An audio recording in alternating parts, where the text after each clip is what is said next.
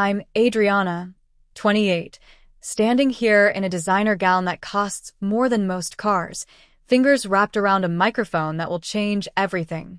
6 months ago, my parents forced me to marry Mason, and nobody, they said, would humble me. It's where you belong after what you did, my mother, Veronica, hissed during my dress fitting. What they never suspected. Mason's bank account had more zeros than our family fortune. Tonight, as I take this mic at my parents' anniversary gala, their perfect world is about to shatter. Before I dive into how I brought my family to their knees, where are you watching from? Hit that like and subscribe button if you've ever been underestimated by the people who should have believed in you the most. Growing up as Adriana Thompson meant never questioning privilege. Our sprawling colonial mansion in Boston's Beacon Hill neighborhood stood as a monument to old money and new ambition. My father, Raymond Thompson, had transformed his grandfather's modest real estate agency into Thompson Enterprises, a development empire spanning the East Coast. My mother, Veronica, orchestrated our social ascension with the precision of a military general planning an invasion. From the Steinway grand piano that dominated our sunroom to the marble-floored foyer where generations of Boston elite had mingled during my parents' legendary Christmas parties, every corner of our home screamed wealth and status. I learned to play Chopin by age 7, mastered proper table settings by 9, and could navigate complex social hierarchies before middle school. Posture, Adriana, mother would whisper, pressing a manicured finger between my shoulder blades during charity galas. The Thompson women never slouch. My closet bulged with custom-tailored designer pieces. My bathroom counter-displayed French skincare products in neat rows. And my calendar overflowed with equestrian lessons, etiquette classes, and volunteer work that conveniently photographed well for the society pages. My younger sister, Kayla, followed my path with eager determination. 5 years my junior, she watched my every move with wide-eyed admiration, collecting my cast-offs and mimicking my speech patterns. Teach me how to do that eye makeup, she'd beg, perched on my bathroom counter. Mom says I'll never have your natural elegance, but I can try. That casual cruelty typified our mother, complimenting me while undermining Kayla, then reversing the dynamic the next day. We were competitors more than sisters, though beneath our designer armor, we shared the battlefield wounds of being Veronica Thompson's daughters. Mother's best friend, Eleanor Whitfield, served as her lieutenant, a sharp-eyed socialite whose family's shipping fortune bought her the freedom to police others' behavior. She hovered around me at events, noting my drink choices and conversation partners for later reports to my mother. Adriana, darling, she'd purr, appearing at my elbow during fundraisers. That young man you were speaking with, his family owns those discount furniture stores, don't they? How diverse your interests are becoming. Until age 26, I performed flawlessly. Princeton undergraduate, Wharton MBA, and a position at father's company awaited me. I had the right friends, dated acceptable men from good families, and maintained the precise weight that mother deemed elegant, without crossing into concerning territory.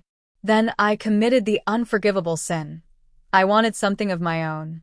A boutique. Father had repeated, peering at my business plan over reading glasses. Adriana, we're real estate developers, not shopkeepers. It's high-end fashion curation, Dad. I've identified a market gap for emerging designers in Boston. The location on Newbury Street is perfect and the financial projections. Fine, he interrupted, already returning to his newspaper. I'll fund your little project. Consider it an expensive lesson in why you should stick to what you know. For 3 glorious months, Atelier Adriana thrived.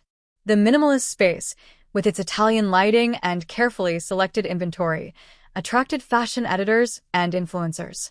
My business partner, Rebecca Collins, handled operations while I managed creative direction and client relationships. Then came the call from our accountant. The accounts are empty, Miss Thompson, and there are outstanding orders to vendors totaling nearly $300,000. Rebecca had disappeared with our capital, leaving falsified records and devastated vendors in her wake. The investigation revealed she'd done this twice before under different names. The Boston Globe ran the story on page 6, Thompson heiress duped in boutique scheme. Mother's society friends whispered behind designer fans at charity events. Father's business associates made sympathetic noises while exchanging knowing glances. My parents' reaction was swift and merciless. "Your irresponsibility has embarrassed this family," Father thundered during a family dinner. "Did you perform even basic due diligence on this woman?" "Raymond, your blood pressure," Mother cautioned, before turning ice-cold eyes to me. "Adriana, your father trusted you with family money. Your recklessness reflects poorly on our judgment." Within weeks, they reclaimed my apartment, technically owned by Thompson Enterprises, canceled my credit cards, and relegated me to a guest room in the family mansion. My Mercedes disappeared from the garage, replaced by a 10-year-old Honda that Mother called transportation appropriate for someone learning financial responsibility. Every family gathering became an opportunity to reference my failure. Every business success by distant cousins warranted pointed observations about people who understand their limitations. The Thompson name had weathered scandals before: Great Uncle Harrison's gambling problem, Father's messy divorce, but my business failure became uniquely unforgivable. 6 months of purgatory followed. I applied for positions at fashion houses and magazines, only to discover my family's influence closed doors as easily as it had once opened them. I existed in a limbo of shame, my designer wardrobe gathering dust as I wore increasingly shabby, appropriate clothes selected by Mother. The worst part wasn't the material deprivation or social humiliation. It was watching my identity dissolve. The confident, educated woman with dreams became a cautionary tale, a punchline at country club lunches. The family disappointment trotted out as evidence that even Thompson women could fall. The intervention happened on a Tuesday evening in April. I entered the formal living room to find Father in his leather chair, Mother perched beside him, and a stranger in an unremarkable gray suit standing by the fireplace. "Sit down, Adriana," Father instructed, his complexion alarmingly red. Mother immediately placed her hand on his, a theatrical gesture reminding everyone of his heart condition. "Your father and I have reached a decision regarding your future," Mother began, her voice carrying the false warmth she used when firing household staff. "This situation cannot continue. I've applied for 37 positions," I defended, tallying the rejections I'd received, many from companies with Thompson connections. "And demonstrated your complete inability to function independently," Mother interrupted. "We've found a solution." Father cleared his throat. "Theodore Parker has been our family's attorney for decades. His associate son, Mason, is seeking a wife. He's willing to overlook your recent difficulties." The stranger stepped forward, and I realized with horror he wasn't some business associate. He was the solution they'd arranged. "Mason Parker," he introduced himself, extending a hand that I refused to take. Average height, plain features, medium brown hair in no particular style. His suit looked department store quality, his watch distinctly non-luxury. "This is absurd," I laughed, waiting for the joke to land. "I'm not marrying a stranger because of one business setback. This isn't a negotiation," Mother stated flatly. "You'll marry Mason, who has generously agreed to this arrangement despite your circumstances. In return, you'll receive a modest apartment and an entry-level position at your father's company. And if I refuse this medieval arrangement?" Father's jaw tightened. "Then you'll leave this house with nothing but your personal belongings. No connections. No references. No financial support. Your choice." "Your father's heart can't take much more stress," Mother added, the implicit blame heavy in her tone. I fled the room, seeking refuge in Kayla's bedroom. My 23-year-old sister sat cross-legged on her bed, her expression confirming she already knew. "They've been planning this for weeks," she admitted, twisting her graduation ring nervously. "It's not about punishing you anymore, Adri. It's about controlling the narrative." "What does that mean?" "If you marry this guy and take a humble position, they can tell everyone it's a redemption story. The wild daughter who learned her lesson and embraced responsibility by marrying some random lawyer's son." "Who even is this person?" Kayla shrugged. "Some financial consultant at a small firm." Dad's lawyer says he's steady and responsible. Mom likes that he's forgettable. He won't outshine their perfect family image, but he's respectable enough. 3 days later, I met Mason for an arranged dinner at a mid-tier restaurant. He arrived in a Honda Civic, similar to my downgraded vehicle, wearing the same unremarkable suit from our first encounter. His apartment, which he insisted on showing me after dinner, occupied the third floor of a converted brownstone in a gentrifying neighborhood. Functional furniture, minimal decoration, a small collection of classic novels on a standard bookshelf. Nothing suggested passion, ambition, or even basic personality. "I understand this isn't ideal," he said, watching me catalog his ordinary life. "But I think we could build something functional." "Functional?" I repeated. "That's your pitch for an arranged marriage? Not even a pretense of romance or compatibility?" He shrugged, unperturbed by my hostility. "Would you prefer I lie? We're both entering this arrangement for practical reasons." "What exactly are your practical reasons for marrying a stranger?" I demanded. Before he could answer, his phone buzzed. "Excuse me," he said, stepping into what appeared to be a home office and closing the door. His muffled voice sounded different, more authoritative, as he conducted what seemed like a business call. In desperation, I arranged a secret meeting with Tyler Reed, my ex-boyfriend from business school. We dated for 2 years before amicably parting when he took a position in Chicago. He had returned to Boston 6 months earlier, reaching out several times before and after my business collapse. We met at a quiet bar, far from my parents' social circles. Tyler looked as polished as ever in his custom suit, Rolex glinting as he stirred his Manhattan. "This arranged marriage is insane, Adri," he agreed after I explained my situation. "Your parents can't seriously expect you to go through with it. They've given me no choice. They're using Dad's heart condition as emotional blackmail." Tyler hesitated, swirling his drink. "What if there was another option? If you had a different husband candidate, someone your parents already approved of before all this happened?" My heart stuttered with sudden hope. "You'd do that for me?" His expression shifted, becoming oddly formal. "Look, I've always cared about you, Adriana, and the Thompson connections would be valuable for my career trajectory. We were good together once. Maybe this situation is an opportunity for both of us." The calculated assessment in his eyes told me everything. Not "I love you," but the Thompson connections would be valuable. Not "I want to save you," but this situation is an opportunity. I left Tyler at the bar and walked 6 blocks in designer heels that pinched with each step. The realization crystallized. My value had always been my family name, my connections, my status. Without those, even former lovers saw me as damaged goods, potentially worth acquiring at a discount. The final blow came during my wedding dress fitting. Mother had selected an appropriately subdued ivory sheath. Nothing too princess-like or attention-grabbing. "The Parker boy is making a sacrifice, accepting you with your history," she remarked, instructing the seamstress to take in the waist. "This match is where you belong. Now be grateful anyone would take you." I caught my reflection in the 3-way mirror. A trapped woman in a sensible dress, about to enter a sensible marriage, fading into appropriate insignificance. My wedding day dawned with picture-perfect weather that felt like a cosmic joke. Mother had orchestrated a tastefully modest ceremony in our estate garden, significantly scaled down from the society extravaganza she'd once planned for me. "Nothing too ostentatious, given the circumstances," she told the wedding planner within my hearing. "We're focusing on family values and new beginnings." I moved through the morning in a detached haze. The makeup artist concealed my sleepless eyes.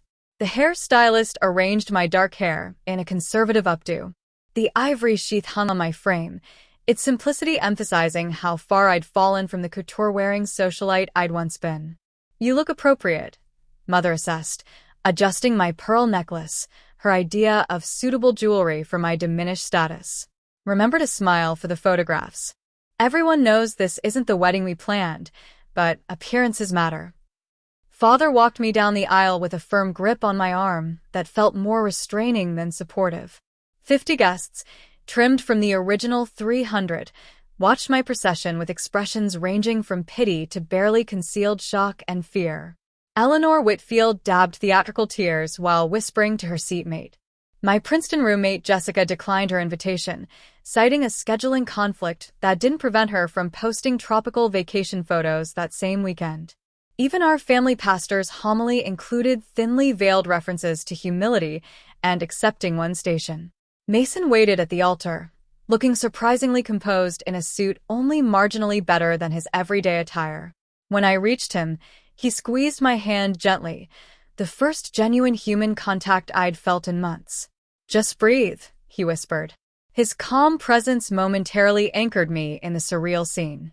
The reception passed in a blur of condescending well wishes and backhanded compliments. "Marriage will mature you," announced Mother's cousin Margaret, patting my cheek. "Some women simply aren't meant for business." The Parker boy seemed steady, offered Father's golf partner William, emphasizing the word as one might describe a reliable but unexciting dishwasher.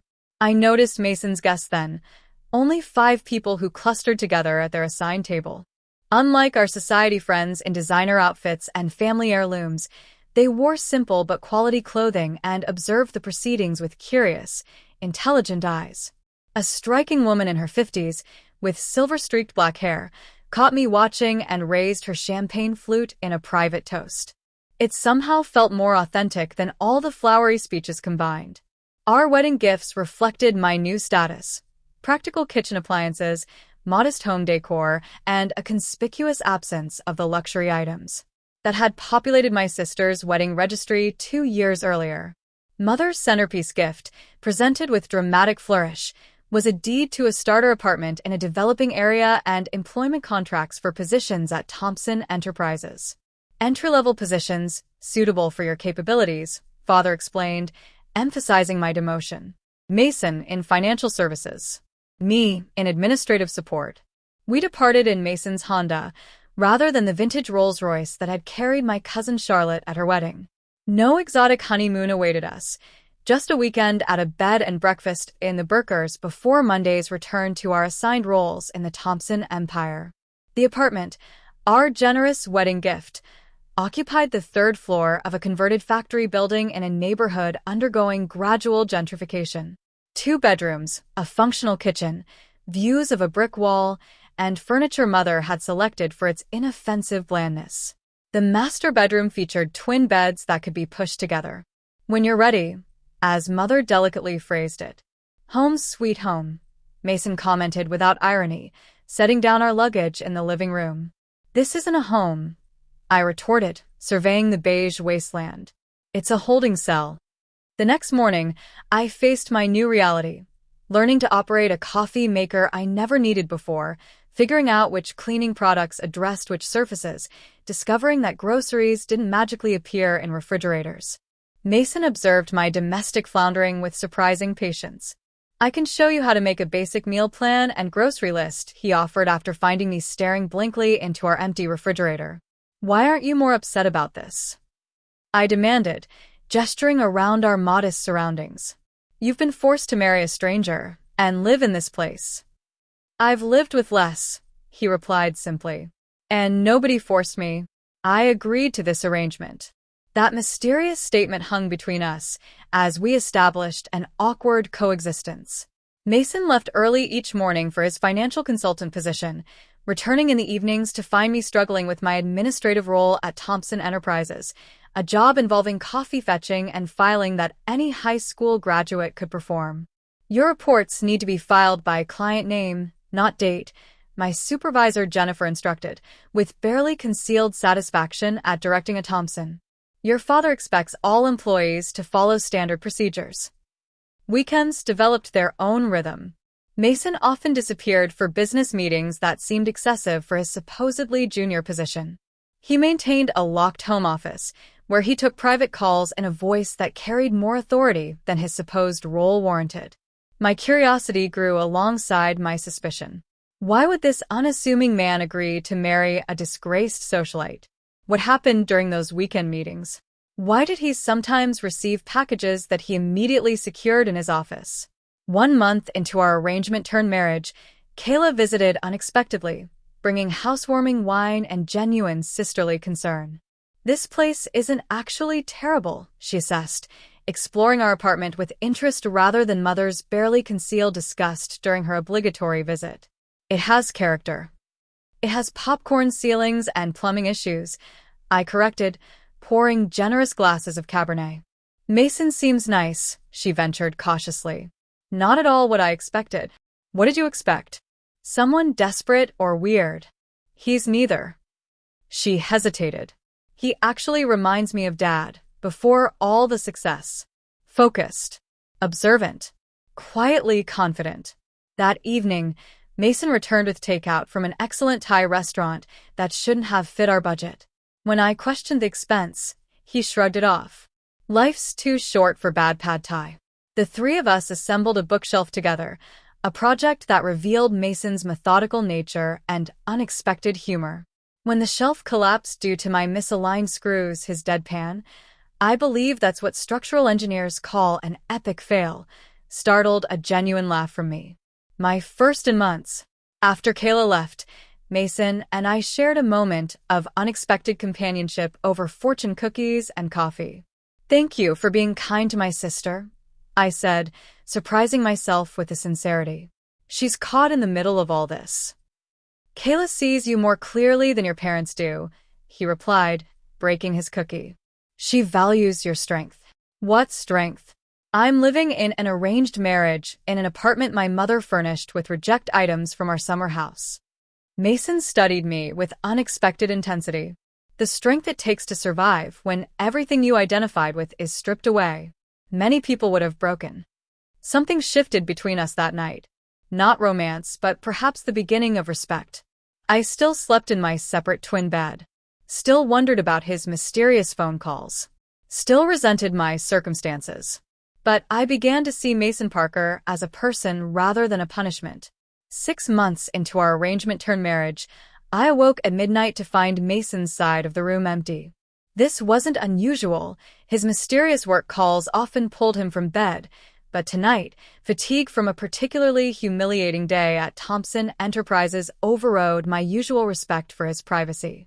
I followed the muted sound of his voice to his home office, expecting to find the door locked as always. Tonight, however, the knob turned under my hand. The room I entered bore no resemblance to the modest apartment surrounding it.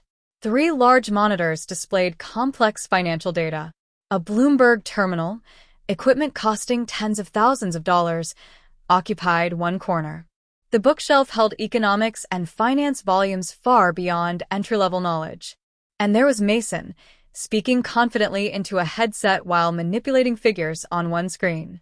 "The Singapore acquisition needs to close before market opens. Have legal prepare the final documents for my signature. Wilson can handle the press statement, standard language about strategic expansion and synergies." He turned, noticing me frozen in the doorway, and smoothly concluded his call. "I'll address the remaining items tomorrow. Good night." For a long moment, we stared at each other, me in my faded pajamas, him in a crisp dress shirt and tailored slacks that definitely weren't from the department store. "You're not a junior financial consultant," I stated flatly.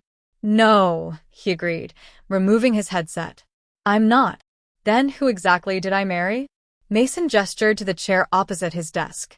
As I sat, he opened a drawer and removed a business magazine dated 2 years earlier. He placed it before me. Open to a feature article titled "The Invisible Billionaire, Aurora Investments' Mysterious CEO." The article detailed Aurora Investments, a multi-billion-dollar private equity firm known for strategic acquisitions and technological innovation.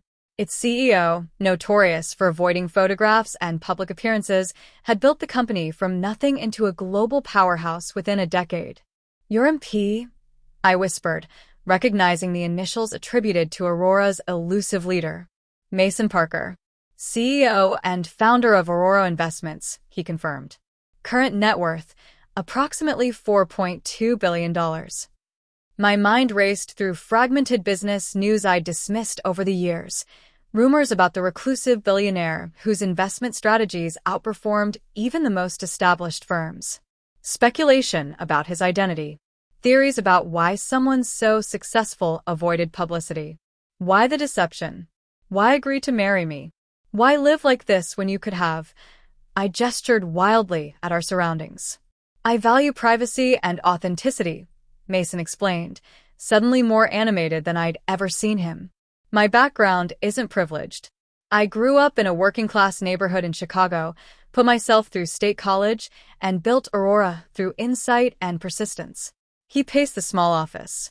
The wealthier I became, the more I saw how money changes how people interact with you.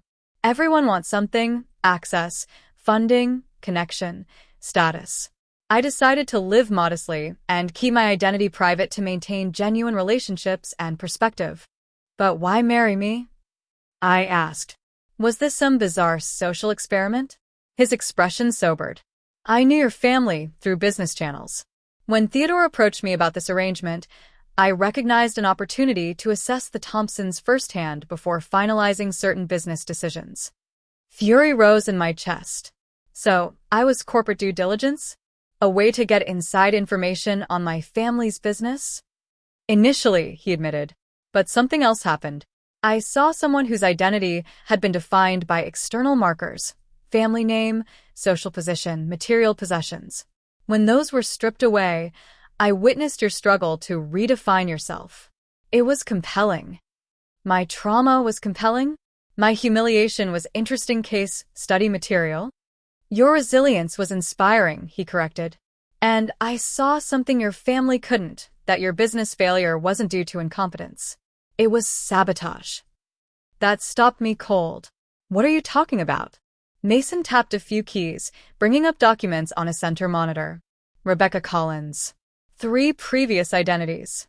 All with similar schemes. Your mother's foundation made a substantial donation to a nonprofit connected to Rebecca 2 weeks before she approached you about the partnership. That's circumstantial. I protested, though my heart raced with terrible suspicion.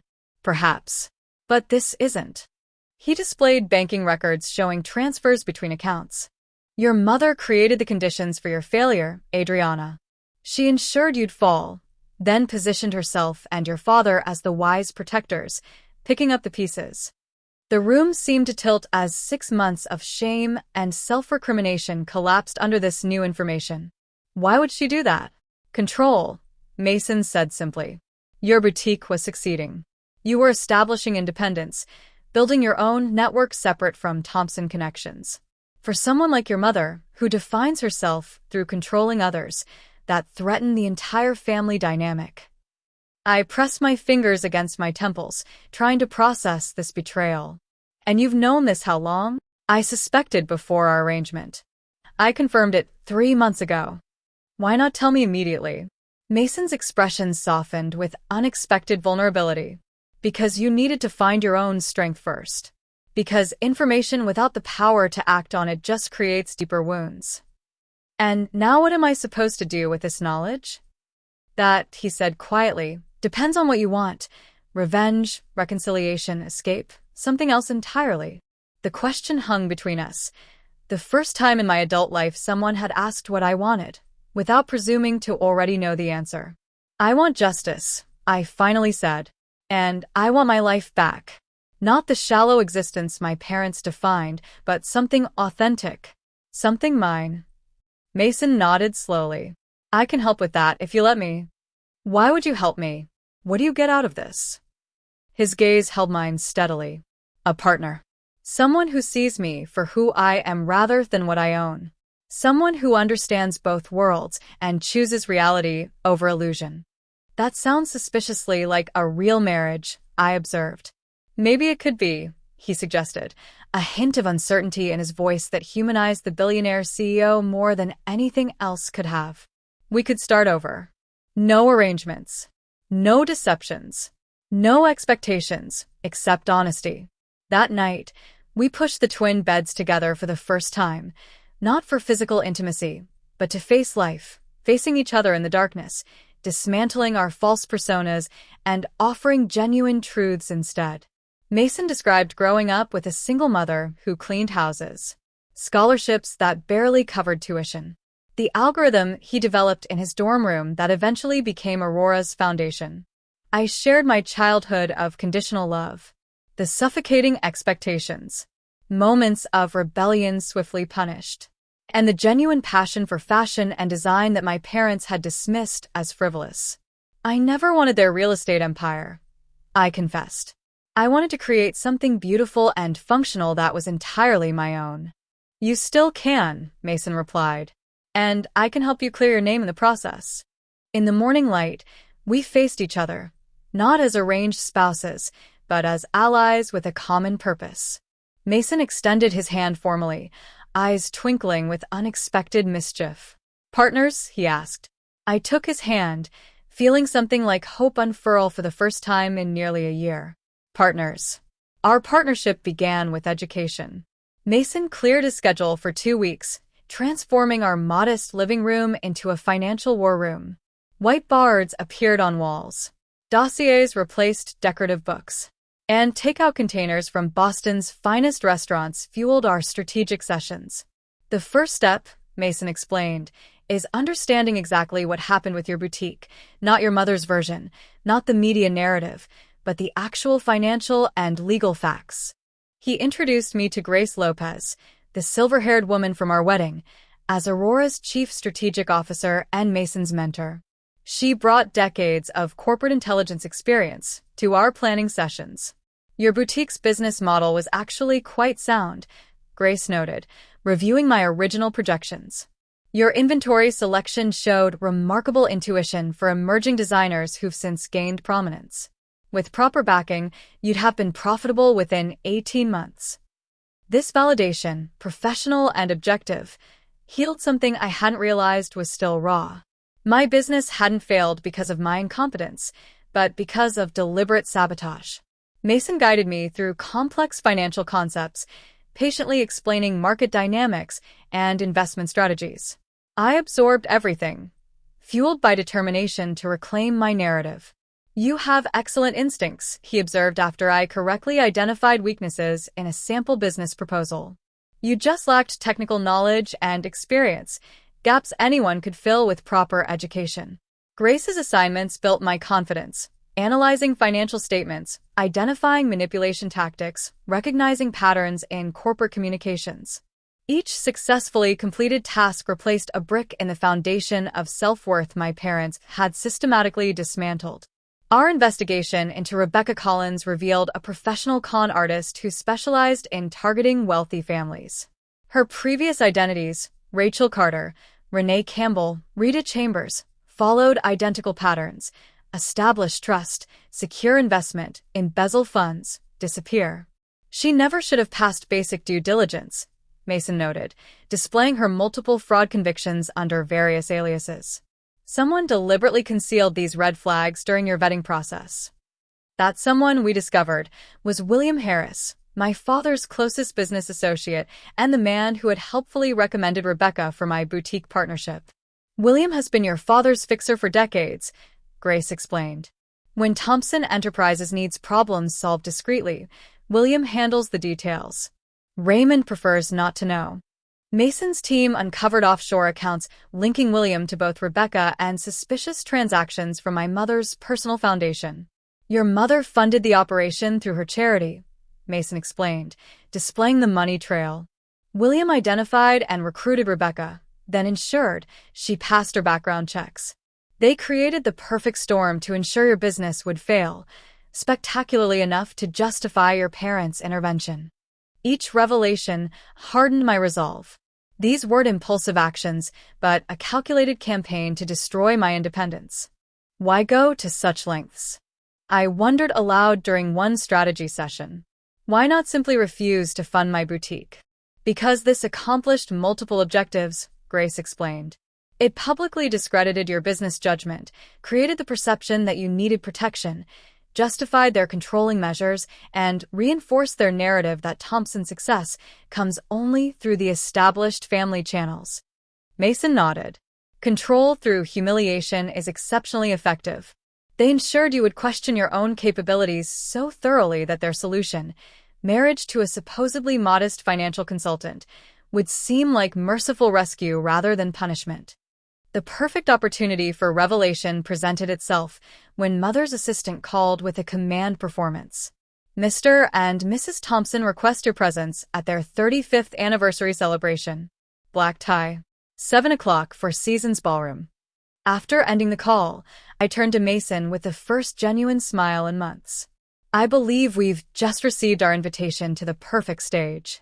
The anniversary gala would gather the entire Thompson social circle, business associates, and family members, all the people who had witnessed my downfall and accepted my parents' narrative without question.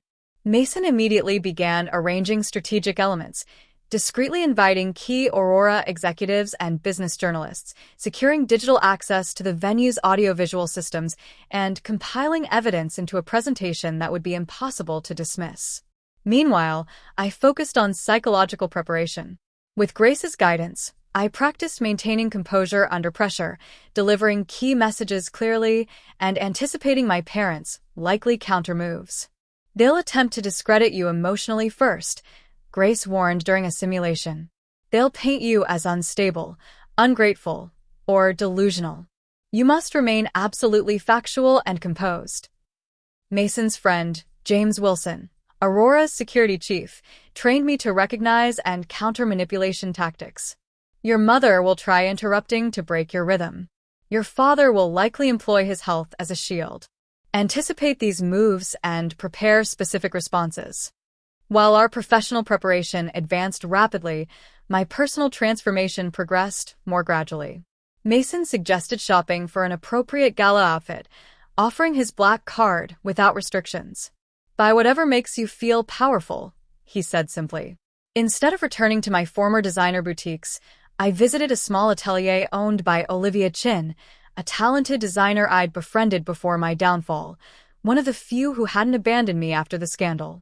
Adriana, she exclaimed, embracing me warmly. I've been trying to reach you for months.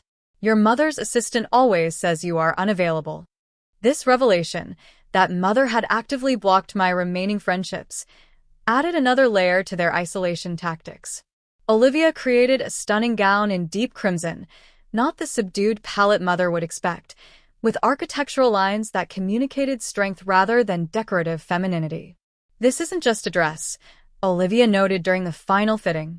It's armor. 2 weeks before the gala, Mason suggested I reconnect with Kayla, knowing I'd need at least one family ally in the room. Your sister has been watching you more closely than you realize, he observed. She visits your old boutique location monthly, as if paying respects. I invited Kayla for coffee at a neutral location, away from parental surveillance. She arrived looking simultaneously polished in her Thompson-approved wardrobe and exhausted beneath her perfect makeup. Mom's been impossible since you left, she confided. Without you to focus on, all her controlling energy redirected to me. Last week, she replaced my entire wardrobe because my selections were becoming eccentric. Kayla, there's something you need to know about my business failure, I began carefully. Her expression stopped me. That it wasn't really your fault? That Mom and Dad orchestrated it? I've suspected for months. My shock must have shown, because she continued in a rushed whisper. I overheard William and Dad arguing about payment to the Collins woman. Then I found old pictures of Rebecca with different hair and names in Mother's foundation files when I was helping organize their charity gala.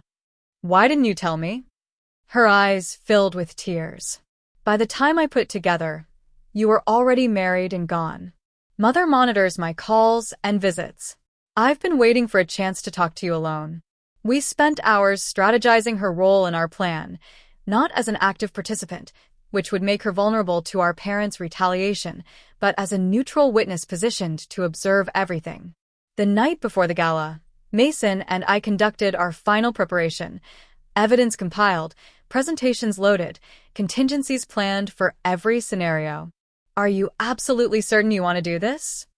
Mason asked as we reviewed our timeline once more. Once set in motion, there's no going back. Your relationship with your parents may never recover.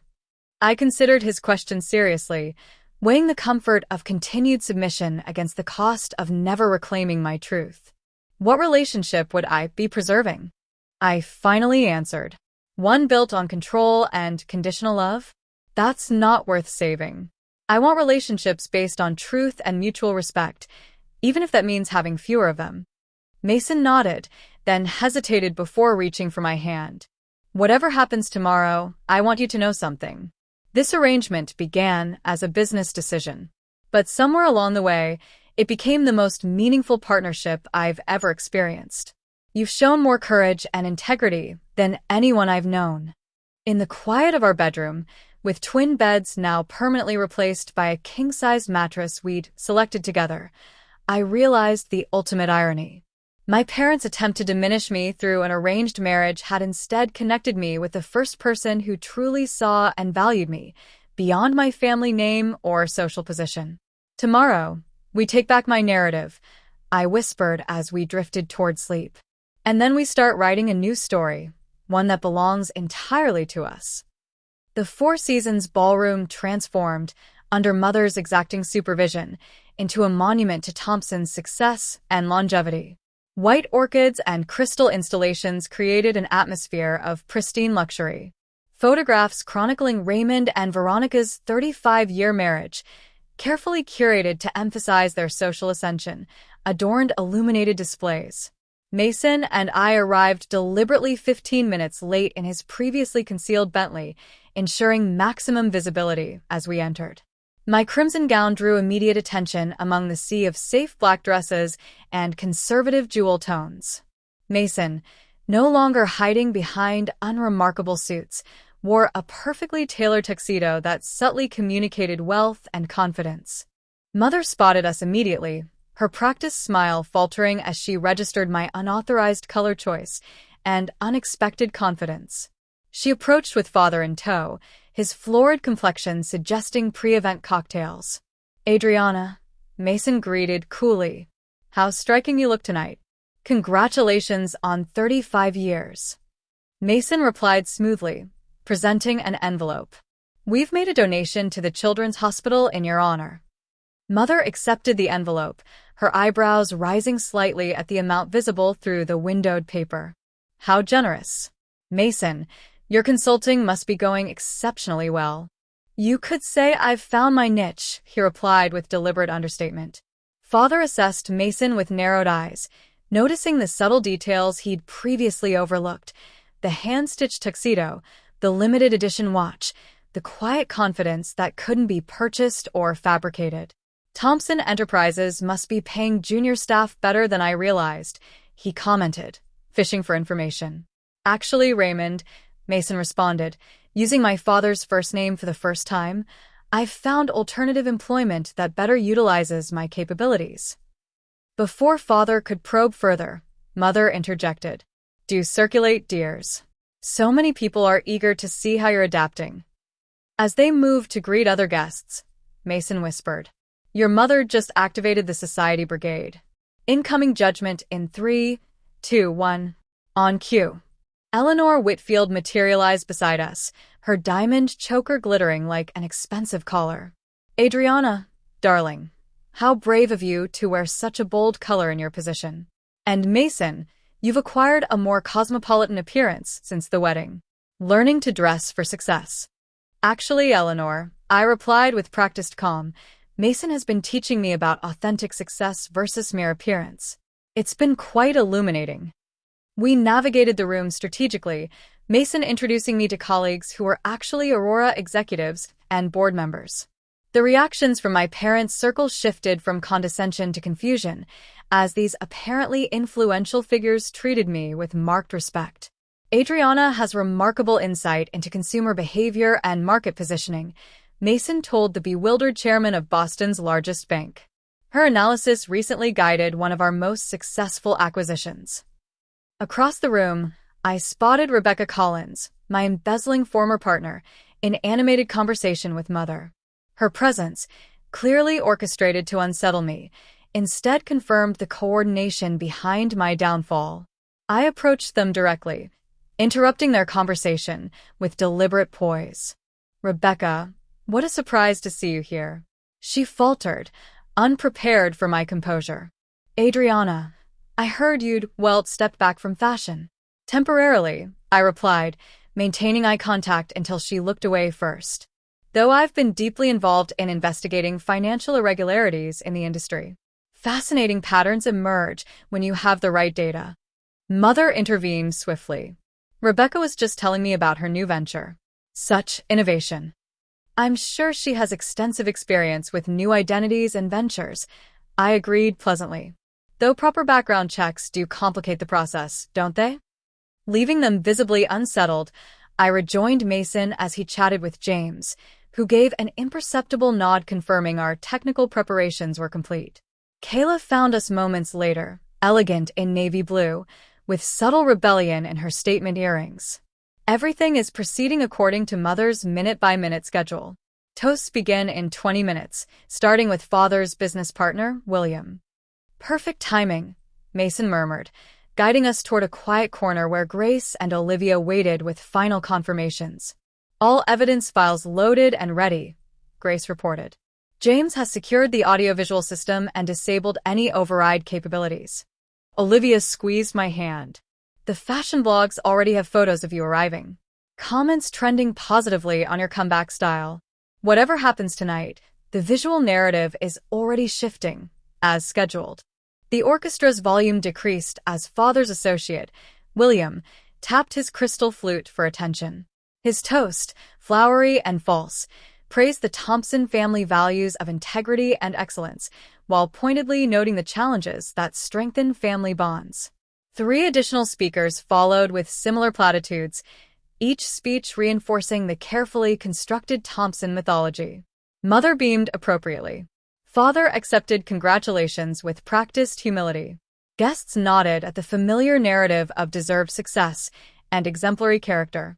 Following the official program, Mother approached the microphone for her scripted moment of gratitude. Dressed in ice blue couture that had required 3 international fittings, she embodied calculated perfection. Raymond and I are deeply moved by your presence tonight, she began, voice modulated for maximum emotional effect. Family has always been our foundation, the core value that guided our marriage and business through 35 extraordinary years. She continued with practiced vulnerability. Like any family, we've weathered challenges. We've supported each other through difficulties. We've demonstrated that with proper guidance, even setbacks become opportunities for growth and realignment with core values. Her gaze found me in the crowd, her message unmistakable. My setback had been appropriately managed through their intervention. And now, she concluded with theatrical warmth, we invite our daughter Adriana to offer a few words. Despite recent difficulties, family remains family. The spotlight found me as scattered applause acknowledged Mother's magnanimous inclusion of her fallen daughter. With Mason's reassuring presence beside me, I approached the stage with measured confidence. Taking the microphone, I surveyed the assembled crowd, the society friends who had abandoned me, the business associates who had blocked my employment opportunities, the family members who had accepted my parents' narrative without question. Thank you, Mother, for this opportunity to address everyone on your special night. I began with practiced calm. Tonight, we celebrate a 35-year partnership between Raymond and Veronica Thompson. A partnership that, as we've heard repeatedly tonight, is built on family values, integrity, and unwavering support. Mother nodded approvingly from her seat, anticipating the beautiful, brief congratulations she had scripted for me. These values were impressed upon me throughout my childhood. I continued. Integrity above all. Family supporting family. The Thompson name representing excellence and ethical conduct. I paused, allowing anticipation to build before shifting direction. Which is why I found it so educational to discover what happens when those values conflict with a desire for control. Mother's smile froze. Father straightened in his chair. 1 year ago, I opened a boutique featuring emerging designers. The business model was sound, the location ideal, and initial reception enthusiastic. Then my business partner, Rebecca Collins, emptied our accounts and disappeared with our capital. Murmurs rippled through the crowd as I gestured toward Rebecca, who edged toward the exit, only to find James Wilson casually blocking her path. What I didn't know then, what I've only recently discovered, is that Rebecca Collins was not a random fraudster who targeted me. She was specifically recruited, vetted, and inserted into my business by individuals determined to ensure my venture would fail. The ballroom screens activated simultaneously, displaying banking records linking Mother's foundation to Rebecca's offshore accounts. These financial transactions show payments from the Veronica Thompson Foundation to shell companies controlled by Rebecca Collins, payments made shortly before she approached me about partnership, and again immediately after she embezzled our funds. Gasps and whispers intensified as I advanced through meticulously organized evidence.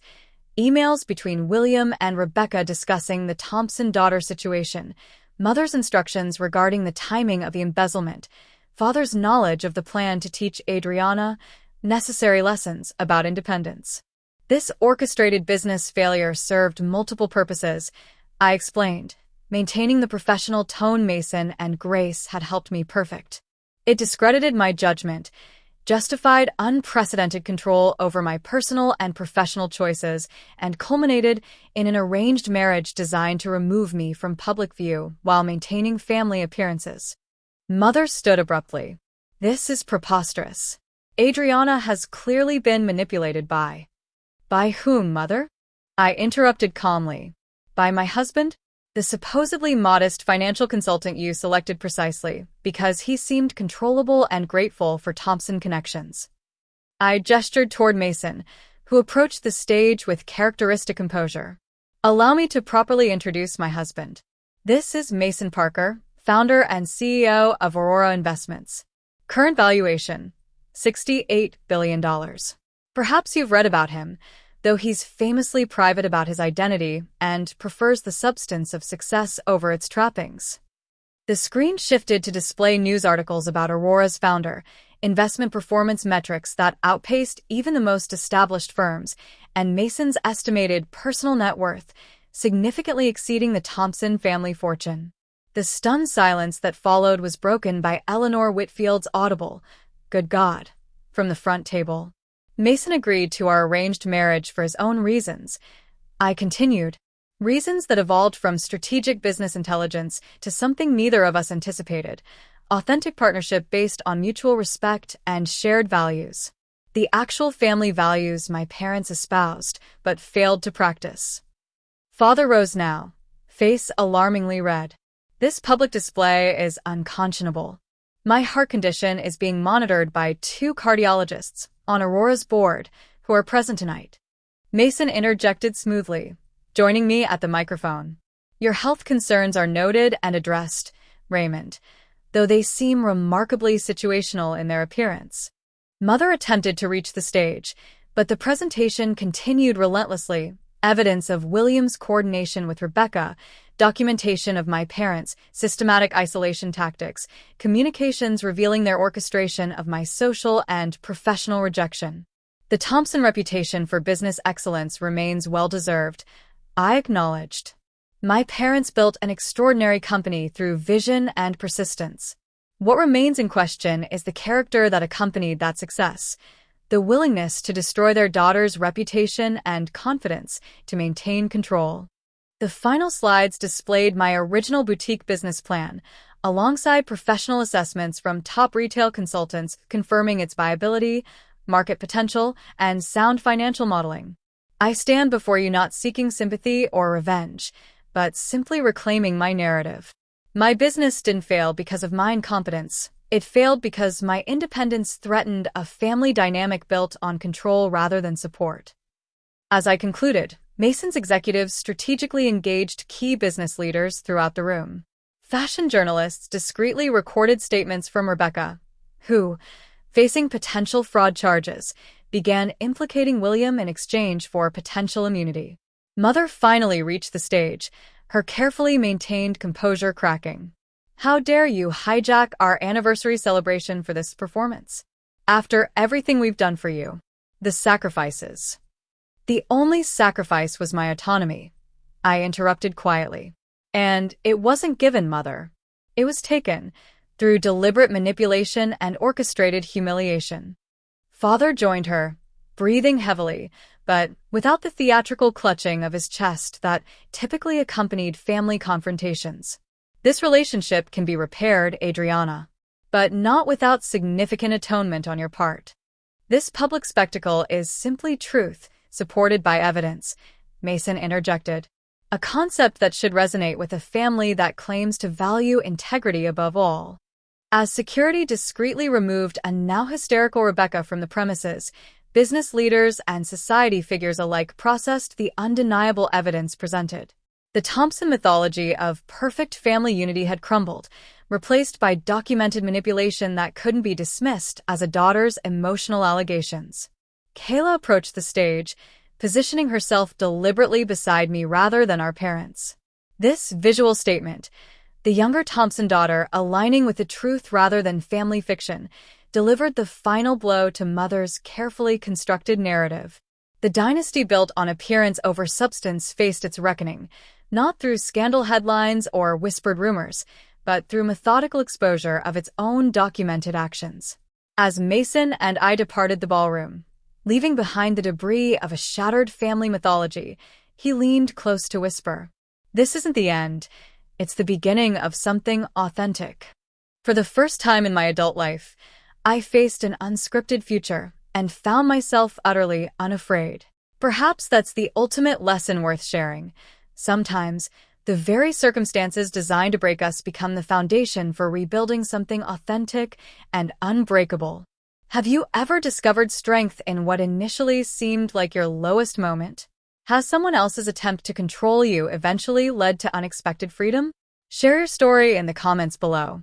And if this tale of finding authenticity resonated with you, please hit that like button and subscribe for more stories about transformation and resilience. Thank you for joining me on this journey. May you find the courage to claim your own authentic narrative, whatever unexpected forms it might take.